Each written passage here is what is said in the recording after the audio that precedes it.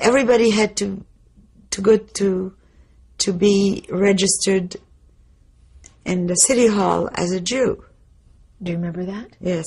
You remember doing that? Yeah, I remember doing this with my father and mother. And my mother was a very, she was a very low-key person and very shy. And my father took care of everything. So my mother never wrote a check in her life. My father took care of everything. So he said to her, you have to come with me. And she said, why don't you do it? And he says, everybody has to do it. You have to be there. So I went with her and my father. And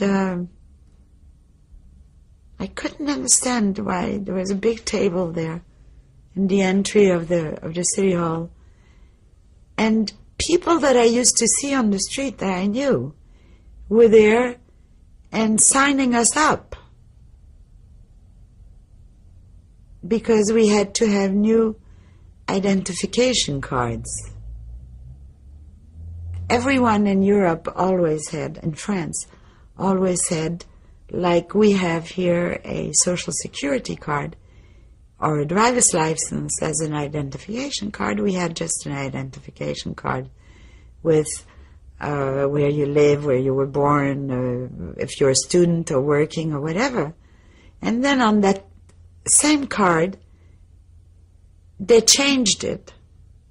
And they gave it another color. Instead of being, it was like enough beige before, it was a yellow one. And across was a stamp, and it said Juif on it, Jew. And it was like you brand an animal. That's how I felt. Like I had seen, when I was much younger than that, I had seen how they branded a horse once, and I cried very much because I thought that the horse would be in pain.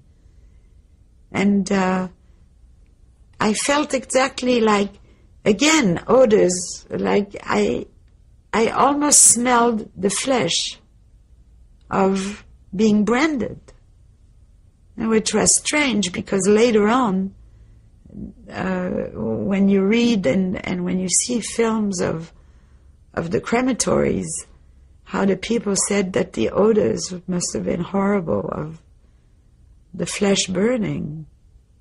And that's what I remember that marked me very much.